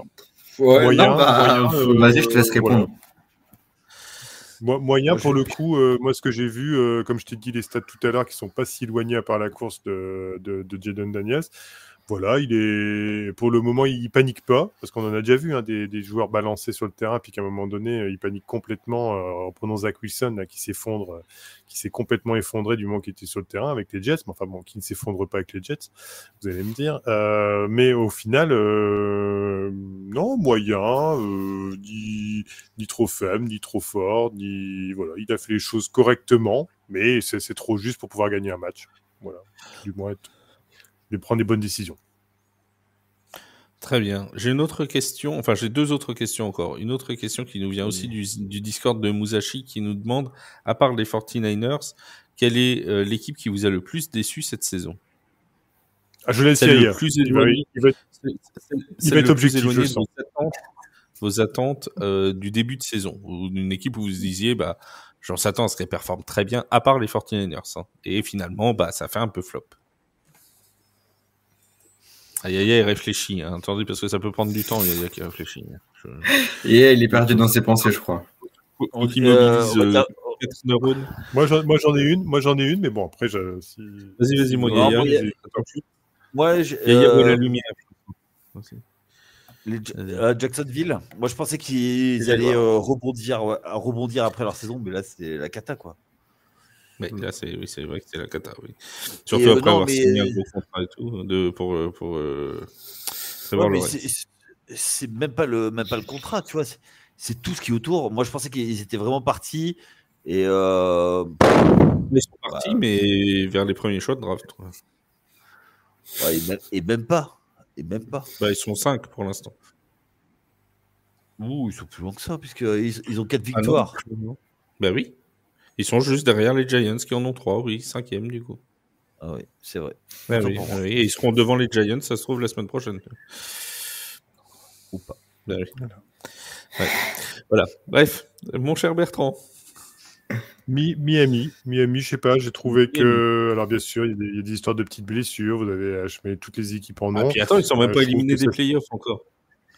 Ils seront oui, mais je veux dire, bien sûr, c'est dur quand je dis ça parce que globalement, il y a quelques victoires. Mais par rapport à ce qu'ils ont montré l'année dernière, je trouve que l'impression visuelle laissée, beaucoup de joueurs, Raheem Mostert n'a plus la production qu'il a pu avoir. Devon Hutchen, même si toujours là, c'est quand même moins dans un peu tout.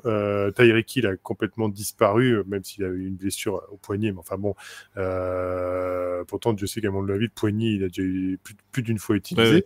Oui. C'est le cas de le dire. Bon. Bah non, il a eu 9 enfants. Hein. Il a eu 9 enfants. Ouais, avec bon, 9 il doit pas être. Ami de la Il doit pas être si vous êtes en train de manger des huîtres à ce moment-là du podcast, nous vous souhaitons une nouvelle fois une très belle année. Voilà, non, mais c'est le genre de gars à regarder des pornos aussi, donc il doit pas être rassasié, pas suffisamment en tout cas. Voilà, donc on fait une soirée du réveillon avec Bertrand. Ça va être quelque chose, je vous le dis tout de suite. Et au final, Jaden Waddle, c'est pareil, il a un peu passé sous les radars, et puis voilà, tout un peu l'équipe, et en plus tout le monde se désolidarise un peu, c'est un peu ce qui court dans les vestiaires chez les insiders américains, tout le monde se désolidarise un peu de Mike McDaniel, il a plus ce mojo qu'il a pu avoir d'un coach cool, de toute façon on le voit dans sa manière de s'habiller, etc., d'un coach cool, etc., donc bon, voilà, je trouve que ça, par contre, j'ai trouvé bizarre que. Puis bon, c'est pareil, Odell Beckham Jr., carrément, pourtant, lui qui Miami, le bling de Miami, tout ça, ça devait être sa cam. Il s'est désolidarisé complètement de la franchise en se barrant. Donc, voilà, je pense que c'est un peu. La franchise qu'il a coupé. Attends. C'est la franchise aussi qu'il a coupé. Hein. Oui. Et puis il y avait trop de bateaux. Je pense que c'est d'un commun accord aussi. Il a coupé. Mais toi qui es allé à Miami, Bertrand, tu sais qu'il y avait trop de bateaux pour Odell Beckham sur la baie de Miami. Ouais, il y a beaucoup trop de bateaux. Ça va pas. C'est pas possible. Vous pouvez pas réussir. Non, ça peut pas marcher. Tu peux pas réussir. Mon cher Jean, une équipe qui t'a déçu, toi, par rapport à tes attentes de début de saison. Il y en a une, ça m'étonne que vous les ayez pas citées, hein, mais enfin bon. Alors attends, je vais essayer de réfléchir à qui tu penses. Les Cowboys. Ah oui. Non. Ah ouais. Non. Moi je voyais les Bears un peu meilleurs. T'attendais les Cowboys négatifs. Non, mais Dak Prescott, il a été blessé très rapidement. Aussi. Non, mais d'accord. Mais même avant qu'il soit. Et il faut que je vous rappelle ce que c'était la passoire des Cowboys avant la blessure de Dak Prescott, ou c'est pas la peine? Oui, c'est vrai. Vous avez fait une, je sais pas. Ils ont été tellement fantomatiques qu'à un moment donné, ils étaient tellement fantomatiques qu'on ne sait plus vraiment. Moi, on va dire que j'ai un parti pris et tout ça. Non, mais moi justement, j'en ai pas.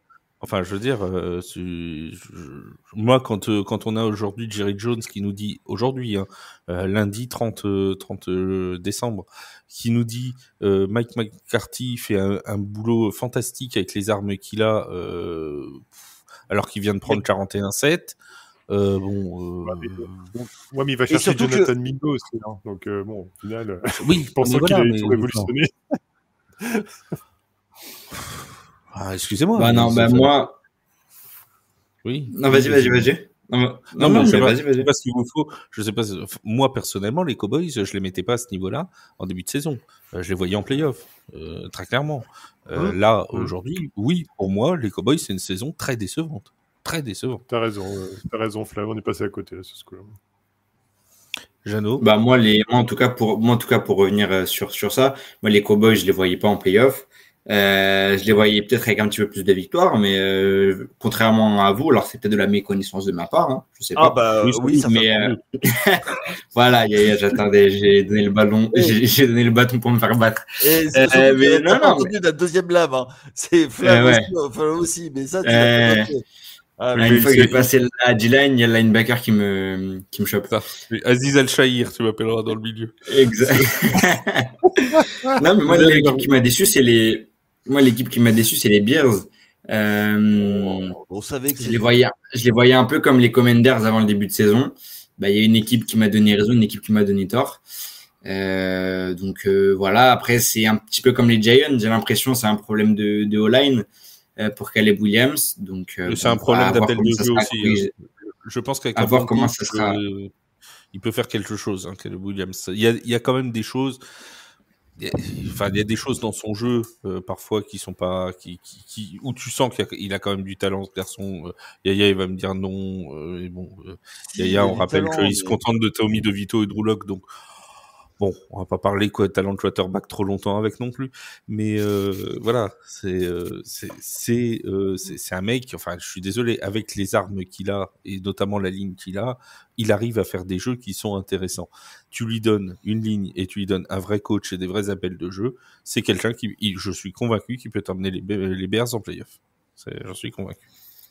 Ah mais voilà. Oui, avec les armes offensives qu'il a, hein, avec Odunze, avec tout ça.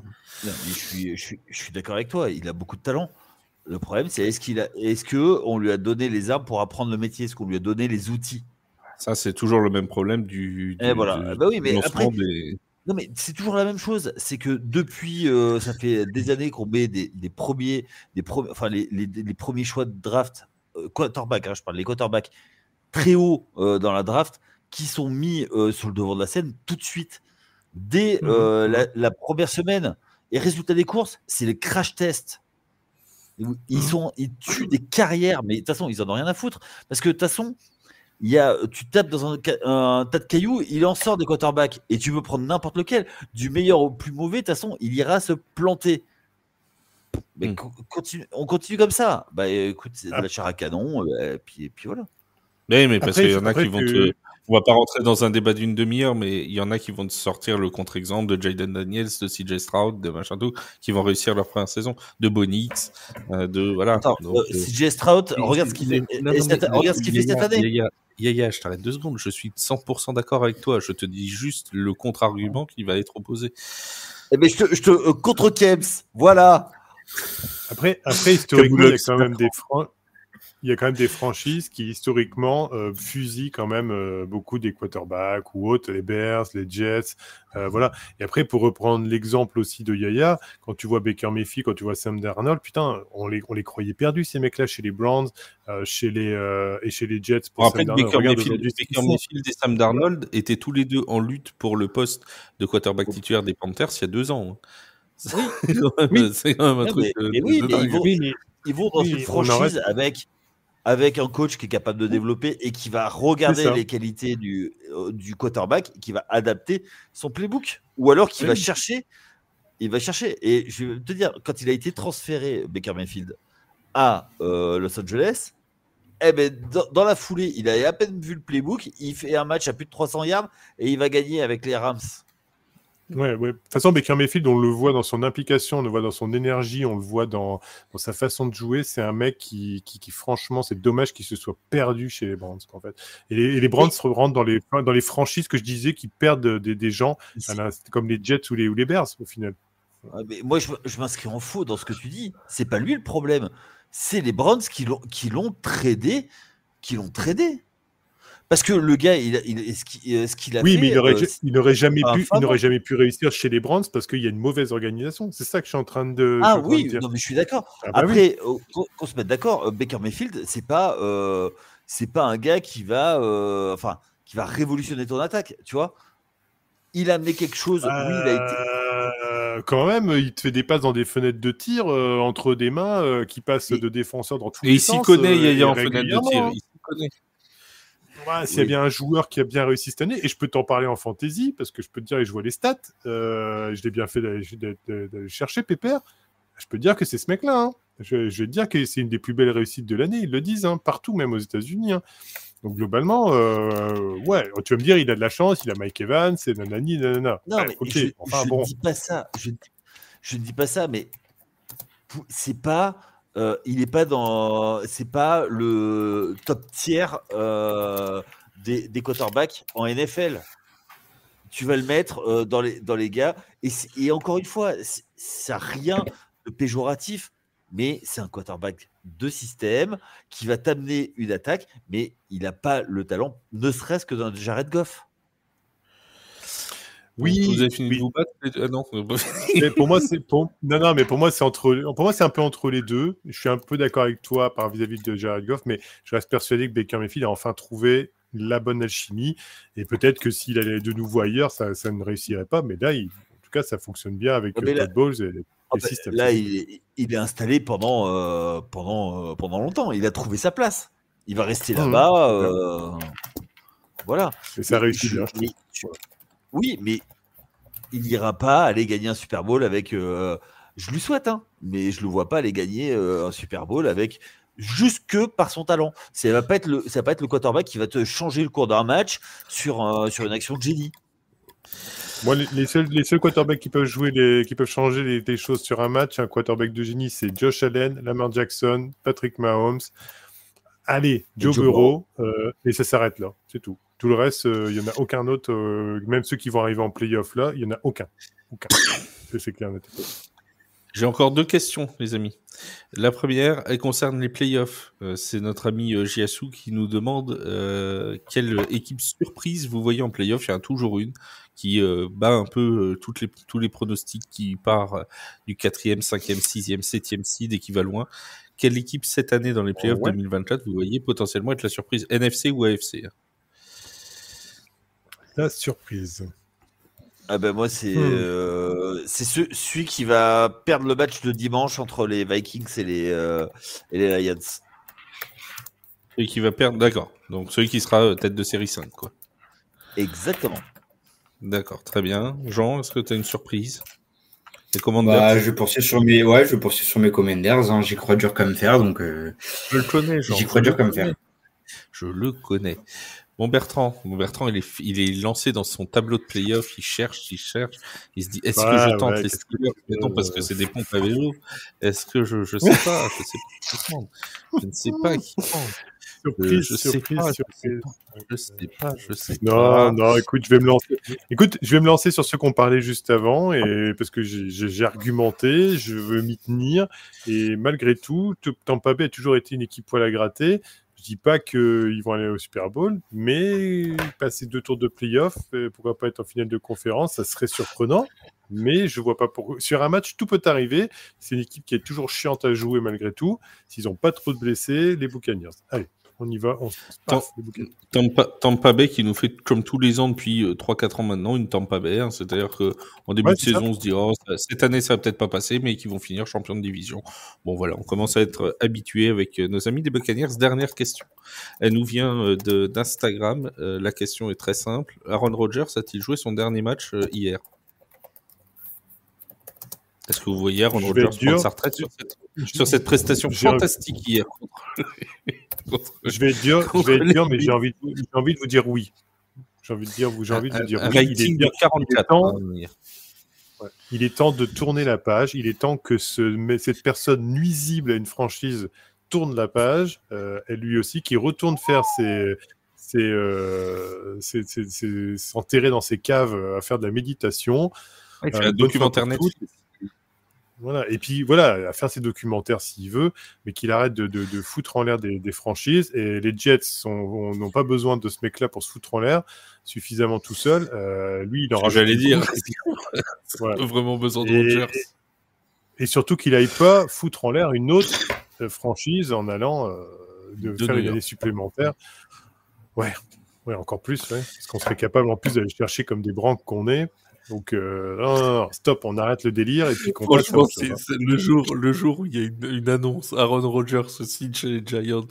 Je crois que c'est mon meilleur jour chez TF1 de ma vie. Je vous jure que ça dépasse le Tommy DeVito, le Tim Boyle rentre sur le terrain. C'est clair. C'est encore au-dessus. C'est encore au-dessus. C'est fantastique. C'est absolument fantastique. Ce serait, le meilleur jour de mon année 2025. Mon cher Yaya, Aaron Rodgers, stop ou encore RTL? Je crois qu'il a gagné le droit de choisir sur sa carrière. Donc, qu'est-ce qu'il va choisir?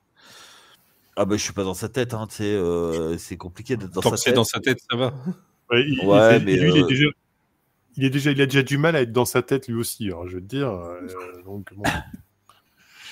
ouais, non, j'ai envie de dire,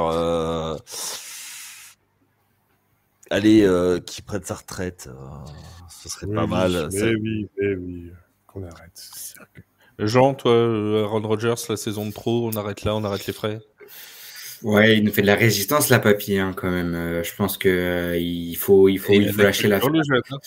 Il faut lâcher l'affaire. Il faut lâcher l'affaire, d'autant plus que il acceptera pas un rôle de backup ou de formateur, un peu comme ce que Kurt Cousins fait. Parce que lui, il est pas gentil. Oui, mais donc du coup, ouais, je pense qu'il va falloir s'arrêter là et ou alors une rapide reconversion comme Tom Brady, à moins qu'il décide d'intégrer un staff, ce qui pourrait être assez pertinent pour la franchise qui le recrute. Ah non.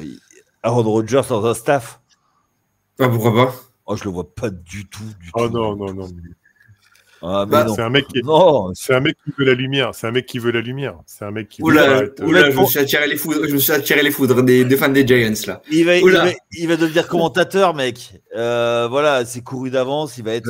Alors, je tiens à préciser, tant qu'on parle de commentateurs, les excellents commentaires plateau de alors faut quand même que je cite leur nom, mais bon, c'était sur Netflix pendant les matchs de Noël, de Scott Henson et de Drew Brees, qui ont été excellents. Ouais.